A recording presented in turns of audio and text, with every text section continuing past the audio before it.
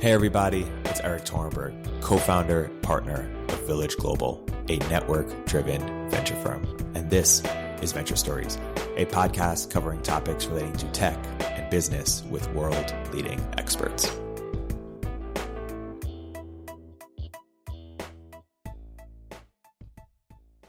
Hey everybody, welcome to another episode of Venture Stories by Village Global. I'm here today with my co-founder and partner, Ross Fabini, as well as founder, CEO of Promise, Phaedra, Ellis-Lamkins. Phaedra, Hi. Ross, welcome to the podcast. Thank you. I'm happy to be here.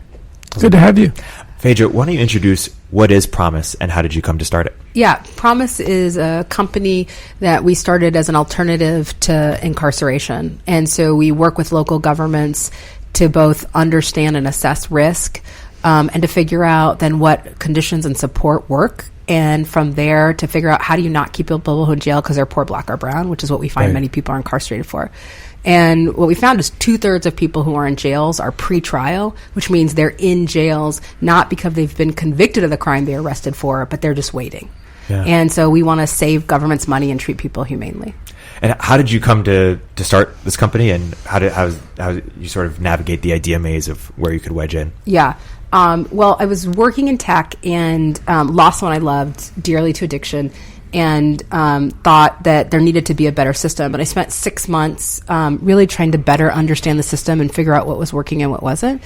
And it was clear when we started to meet with folks, like there's just stuff I didn't know. Like I didn't know most people in jails haven't been convicted of the crime they're arrested for. I didn't know that most people sit in jails. I didn't know that jail costs $500 a night in some places, and someone might have bail for $500 and they'll be kept in jail.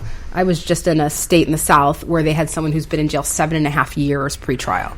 Oh. And so it's just atrocious. And the longer people are in, the more harm that's done, the more likely they are to lose their jobs, to lose their families, to lose the place they live. And so it creates chaos. Right. And when you say alternative to jail, you don't mean like a different type of prison. You mean stay out of jail. I mean, stay out of jail. Yeah. I mean, it seems like a basic principle. If you haven't been convicted of a crime, you shouldn't be in jail because you can't afford to get out. Because someone's already made a decision, you're okay to go. It's just because you're poor, you're stuck. Right. I think that's something that a lot of people don't realize. Like I remember when we talked about this investment with my family back in Kentucky. Very savvy people, of course, and people I love. But talk about the problems of being stuck in jail through bail. The idea is like, well, why would that possibly happen? The people don't even understand the nature of the problem, and let alone the number of people it affects and how disruptive it is in their lives. Yeah, we're working with an amazing sheriff in the Midwest, and part of why he started working with us, which is because he realized most people in his jail were there for bails of $500 or less. Yeah. And so he was like, this is ridiculous. We're keeping people in jail for $500 bails. And so I think people don't realize, and I think not just they don't realize that kind of who's incarcerated, but also what's the impact of being incarcerated, right? And the reality is, if you are someone who's living paycheck to paycheck who can't afford bail, when you lose your paycheck to paycheck job, you lose your house, you lose the job, and you're put in this situation, which is where you're even more likely to have a chaotic situation. So the longer you're in jail, as little as additional days, the more likely you are to return. Mm-hmm. Now, Ross, you led this investment on behalf of the Village team. Why don't you talk about the thesis behind our investment? Obviously, Phaedra is a force of nature, but what did you see sort of in the market and the opportunity? Well, there are three things, and the first is you can't skip over the fact that Phaedra is a force of will, and I think I would want to be involved in anything that she was doing, because it would just be done spectacularly. The second thing is fundamentally the scale of the problem to be addressed. It is so massive and unaffected by technology to date, and really could be transformed by technology, especially as you start thinking about the data organization that can be done to better help people stay out of jail, let alone get access to access to resources efficiently, which they can't right now when you're in when you're a participant in the pre-trial process. Just figuring out like when your court date is, who to contact, all that is very opaque process, and so there's a place where technology could be transformational. And the third thing is the mission itself. I mean, the things that we want to do here are fundamentally huge endeavors. And that's beneficial because it's more exciting. It's beneficial because it helps you recruit. It's beneficial because you want to do things that matter in the world. And I think those three things together make it one of the most compelling investments I've gotten to be able to be part of, because we've got the team to do this epic thing. The scale of the problem and the possibility from a revenue and company creation process is unbelievably large and demonstrably massive from a revenue perspective, and it's a mission that should exist and will attract people. So it's those things coming together. Now, Phaedra is all the goddamn hard work, and this is just like, cheerleading from the sideline. So let's be clear, but it's exciting to be, cheerleader in that that arena. I have to say this. I have to give credit where credit is due.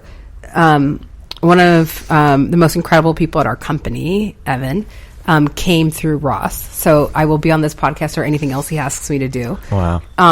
Because and he leads all our implementation. And so I'm always grateful, because one of the best things an investor can do is actually provide practical usefulness. Yep. And so that was very, very helpful.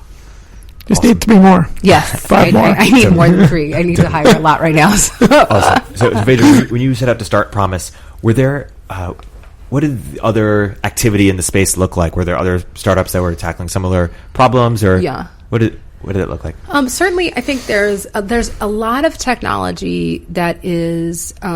So one is we see a lot of technology done by large traditional companies, and so Xerox is a player in this, and you see kind of some really antiquated and I think sometimes morally corrupt technology. So things like electronic monitoring, right? In this day and age that people still wear something on their ankle that hasn't been innovated in 20 years, and like we can't figure out a better way to find out where folks are than something that you have to wear around your ankle that's huge and is anywhere from $8 to $25 a day.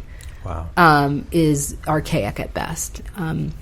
And so we saw a lot of kind of big companies that were doing kind of old technology. We also saw a lot of people who were in the whole industry. So you might own a private prison company, plus you might do technology pre-trial. And so really kind of owning the market and the full spectrum.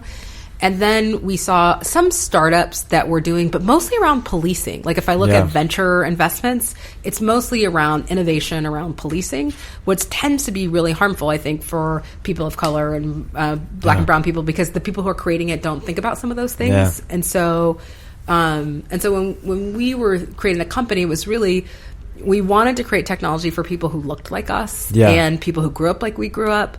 And recognize that, like, how do you create technology that's made to actually keep people out of jail and to make smart investments? And so that's it. So we haven't found a lot of venture-backed investments in the space of what we're doing. We tend to find it from very different perspectives. Yeah.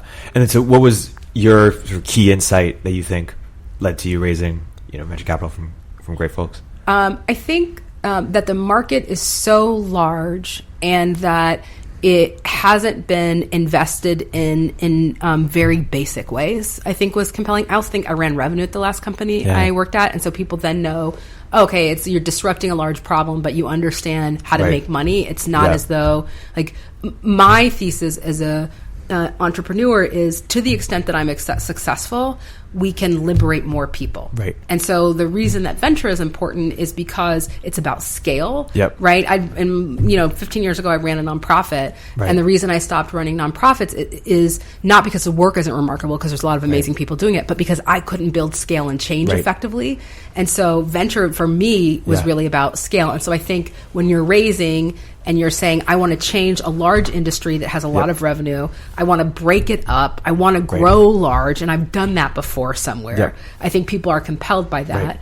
But for you being one of the first venture-backed companies in the space, did something change in the market that made this more attractive opportunity in the last 5 years or last decade? I mean, I think certainly there's this moment, I think, around where you see bail reform happening across the country, and you see people starting to say, bail is maybe not the best way to get people to come back to court. For us, we've seen in a county we're working at here in the Bay Area, they had basically between 76 to 78% of people came back with bail or other things. And now we've been able to move that up to 94% just with technology. Right. And so then what that shows you is to the extent that you can provide technology instead of forcing people to pay bail, you can actually increase the rate at which people come to court and their appearance rate. So I think there's a couple things that shifted. One is in this space, there's increasingly recognition, I think, that the criminal justice system is broken. Yeah. I think whether you're Republican, Democrat, Libertarian, like whatever you are, I think people realize the system of crime and punishment that's been created is not working. Yep. I think people realize it's biased.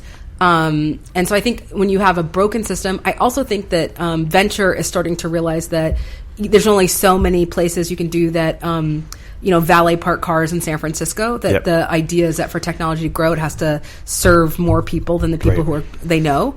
And so I think that tech, I think what's been helpful for us is a lot of people who work in tech want to do good. Yep. And I think there's this moment where people are like, should I know what I'm building and how it's going to be used? Right. It's also in the sweet spot in your example there of it's creating a better experience for the participants and enabling them, but it's also saving a huge amount of money for the folks that are running the system right now, because that is very, very broken. In terms of just raw man hours. So one of the things that I thought a lot about, and you and I have talked some about, is how it's technology augmenting what people are doing right now as judges, as DAs.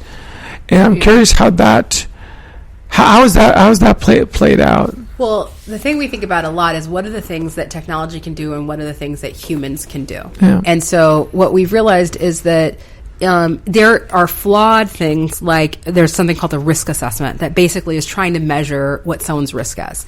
And what we know is people are more people go home on risk assessments, but we also know they're biased because they ask things like, what do you, like, do you have a place to live? Do you have a job? Do you have family support? And so there's some things like if I'm a foster kid, that just having a risk assessment, I'm higher risk just because of who I am.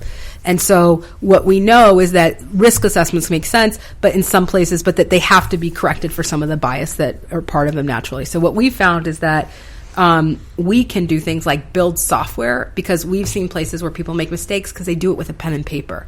And so the idea that you're playing with someone's life when you're going 2 + 2 on a piece of paper is pretty insane. Yeah. And or even basic things like, one thing we're finding that makes things much more effective is when you are released from jail, you get a piece of paper.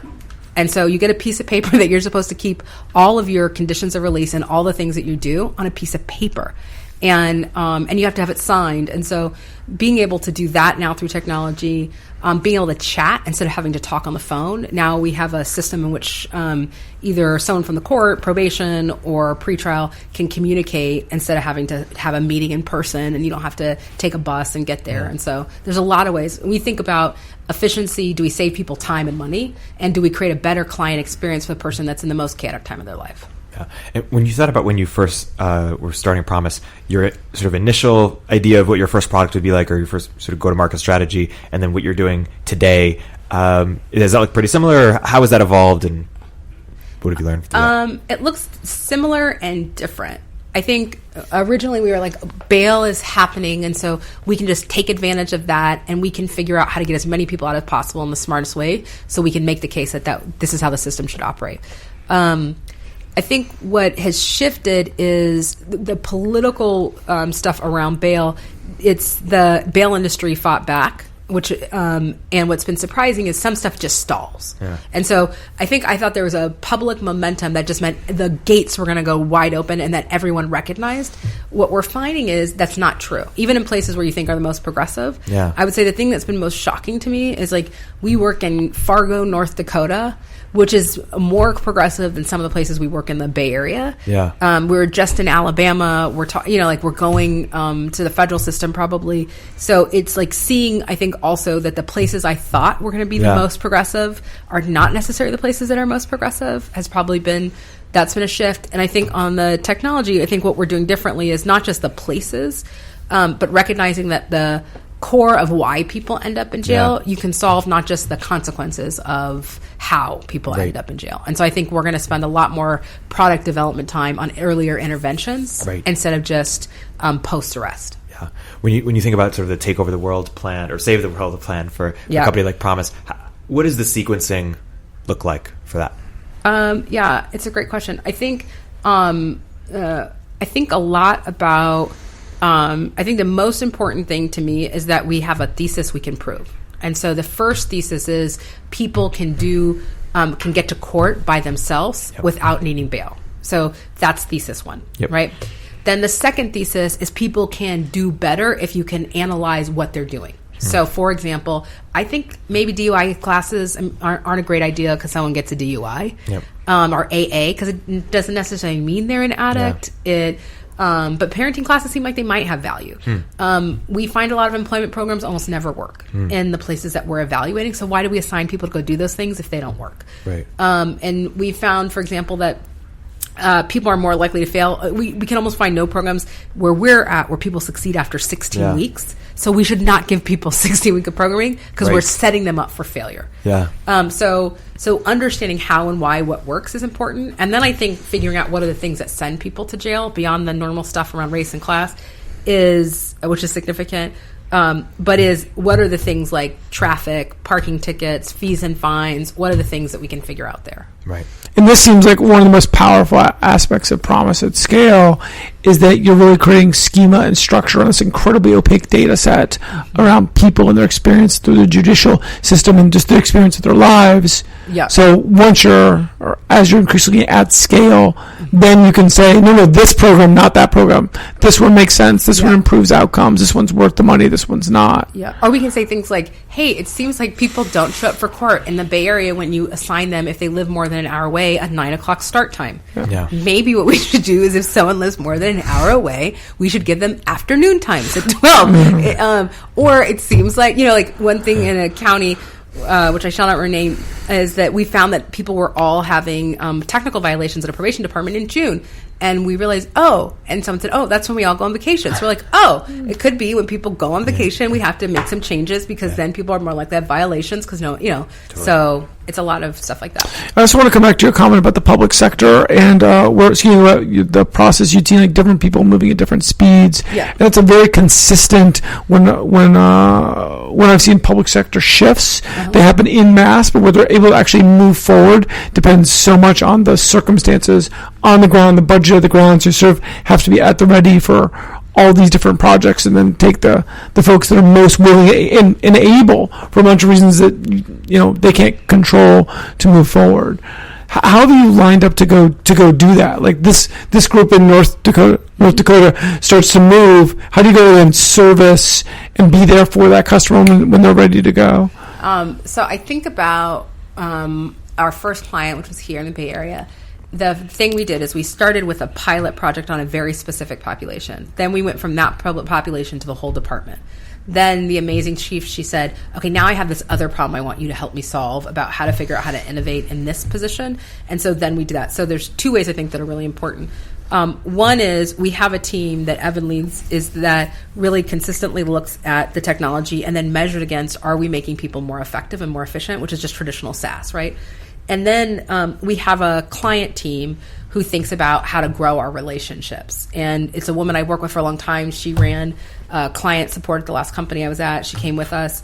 And so part of it is, I think, also having relationships. And one thing someone said to me that I think is really true is I think of the chiefs or the heads as kind of my kitchen cabinet. And so having long-term relationships, because the way government works is they're going to end up in different places. And so finding people that you think are committed to your vision and building a long-term relationship, I think is really critical. And so for us, it's like we're building a home team and we have to figure out who are the people we're going to grow with. And I think that's part of the beginning part of our company.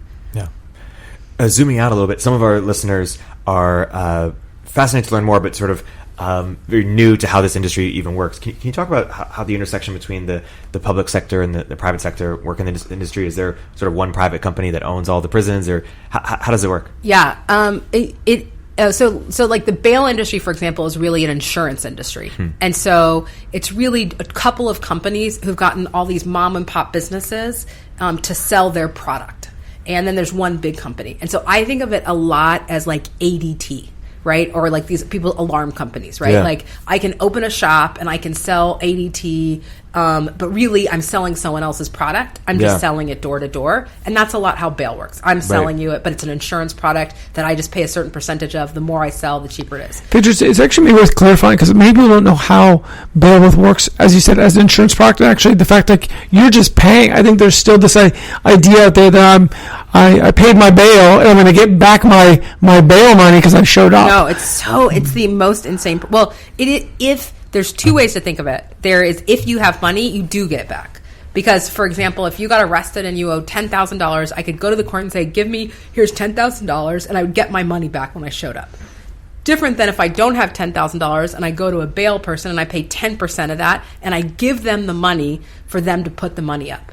And what's interesting is there's really no money put up because it's an insurance product. That's right. So it's one of the best insurance products for the person who sells it because there's such a high number of people showing up and such low risk.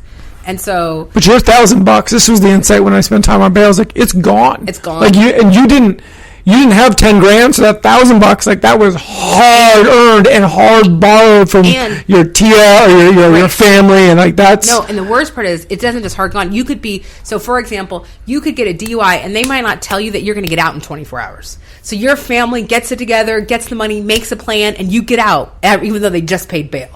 And so part of it also is there's no responsibility to figure out how long you're getting. Like you call bail, they don't say, oh, you know what, you're going to get out on your own in 30 hours anyway. Not that anyone should be, but you also don't get a lot of good information. You don't know you've been arrested for something you may not be charged for, and so it's a broken system. And the idea that you pay 10% just to give someone insurance that you will show up for court, and if you don't have that money, what they do is they will say, okay, give me your car now.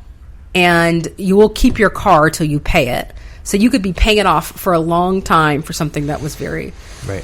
It's an incredibly broken system. And I think for us in the private sector and the public sector, we find that there is a lot of what I would almost think of as traditional monopolies, which is that the fact that like Xerox will be a competitor we're going to compete against, or... that most of our competitors are not startups; they're companies with 85,000 employees, or someone who owns a private prison, and then they own a local community service agency, and they own something like that. It's I don't know that we've ever competed so far with a small company. Right. And are these government-enabled monopolies? Like, does Xerox have some relationship with? Totally. Yeah. And and what will happen is it's even like. It'll be like one company we're competing against that has 85,000 employees. They're a shoot off of Xerox. So they used to be a division, and then they become their own company, and they're on the market. And or a company in up north that we are working on. And part of, just so you understand the experience for the government, is one of the things we do is give analytics, and so they have a dashboard. And so the way to think about our product is like, I think about Salesforce. Like if you think about Salesforce, and then there's things that you can add on. So I might have the add-on for whatever. So one product we have adds on to essentially their database. And someone came to us because they said the company that is their current database told them to change the dashboard would take a year and $100,000. Wow. Now, we could do it in a day, right? It's very easy, relatively inexpensive. But that's the way they're set up, both in terms of investment and in terms of kind of turnaround time. And companies like Promise, in this public sector, what we're seeing is their customers, those public sector people, those sheriffs, those county leaders, et cetera, those state leaders, they want, in many cases, better solutions. And then the process is, how do you pick apart those government contracts so you can show value, get, build relationship and expand from that. In that way, it's just very classic enterprise sales work and enterprise execution. It's just hard work, and it's been underserved by the startup community. Right. And as a result, like real citizens and real taxpayers are all suffering. So I think there's a lot of pull if you can get in there and start solving real problems. Right. I guess I'm trying to figure out who is incentive to keep the system going. I mean, it's my guys, it's one. First, the incentives are so broken because. The incentives are, so even on like for our stuff, the incentives are you get paid per person per day. That is a broken system. The goal should be to get people out of the system. Yeah. So we should be like I ran a sales team. One of the things I said to one of our clients, I said is, you should not pay me that way, because I am here today, but when you have a large sales team, your sales team is always going to sell to the incentives. Right. And so you have to change the incentives. So like we had to say, I can't take those incentives because we will build a team that should do right. But my job as a CEO is to make sure we don't have the wrong incentives. And if you pay me per day, per person, that will build a system incentivized to keep people in every day. If you pay me on people not reoffending, or if you pay me on a net number, I don't have an incentive to keep people in. But everything right now in the criminal justice system that we're seeing is funded by per person per day, which creates the wrong incentives for everyone.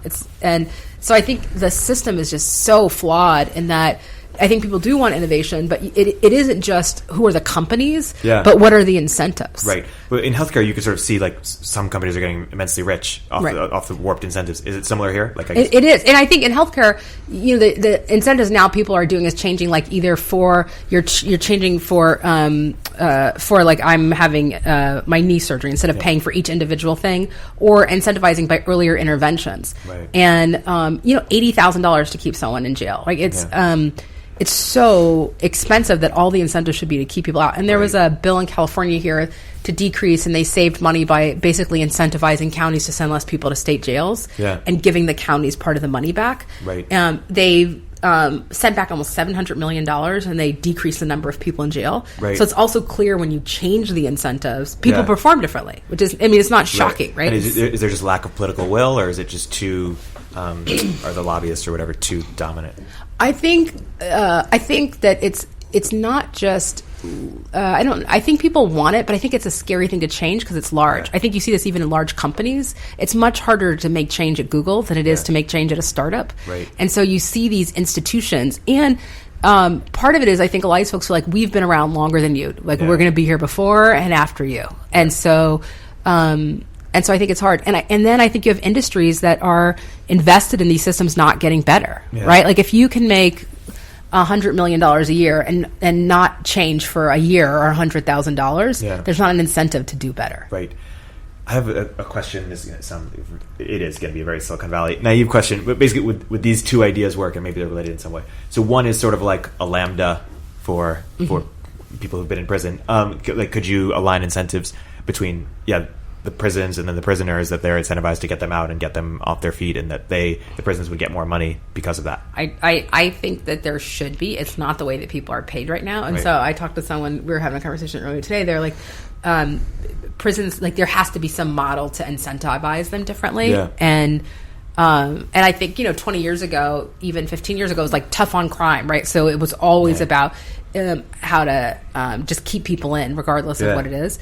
And I think right now, I don't even know that there's a consensus. Anyone you talk to doesn't believe that prison makes you a better person. Right. It just, the system isn't designed, right, to make you a better person. And so the idea that in this country, with this, we incarcerate more people in China, almost 2 times the amount of people in China. And the idea that it only works poorly, right? Nowhere, like the idea that that's how we do, like to me is shocking in the system of kind of, one, because America believes in second chances, it's supposed to be. So, but here it's like you get out and we throw like, okay, now you have to check in once a week. Now you have to do these 5 things. So it's like the system is broken. The system after is broken. It's also just the scale of it being broken, right? Before you're thinking about like, hey, what could you do post prison and education process? Like the problem with the people that just should never be in jail at all, because they're just dealing with bail out of a DUI or some other minor offense. It just massive spend, massive business. And the second part, which is a correlate, but an important correlate, is like the current system is just fundamentally racist. It's fundamentally biased. So like if you can solve a fundamental societal ill at the same time making just a massive business, and you're not in the first base of how transformative the business can be, it makes it really exciting. I think it's one of the things that the company's done a great job of focusing on, is like highly impactful things we can do out the gate, so then you earn the right to do the next thing and the next thing and the next thing.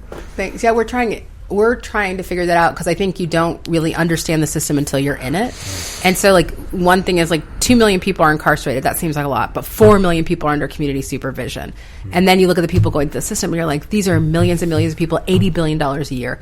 And jail is costing $80,000 a year for one human.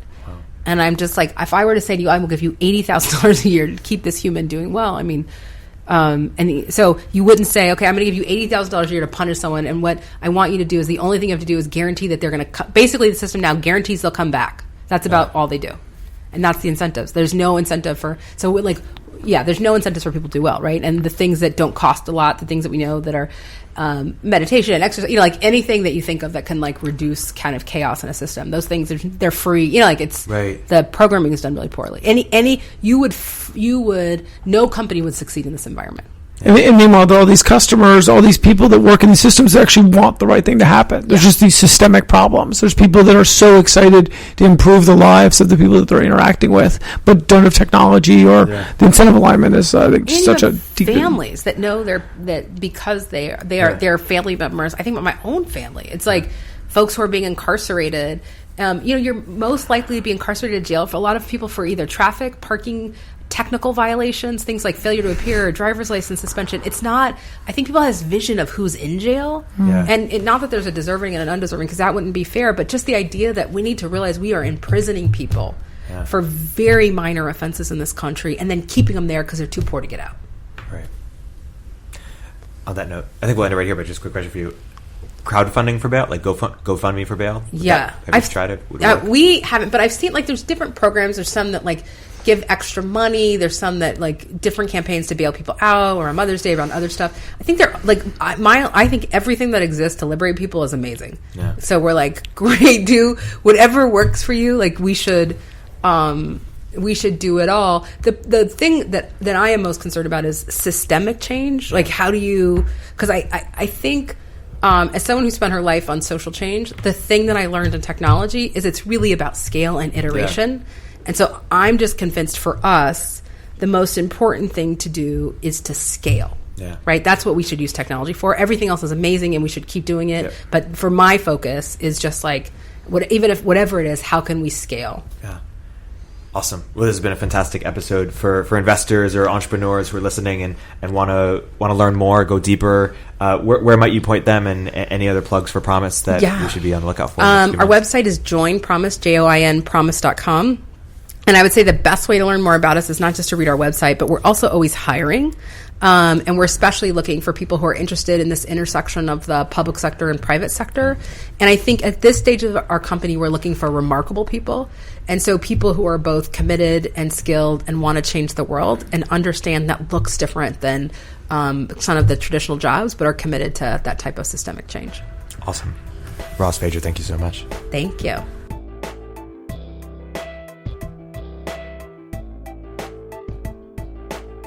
If you're an early stage entrepreneur, we'd love to hear from you. Please hit us up at villageglobal.vc/network catalyst.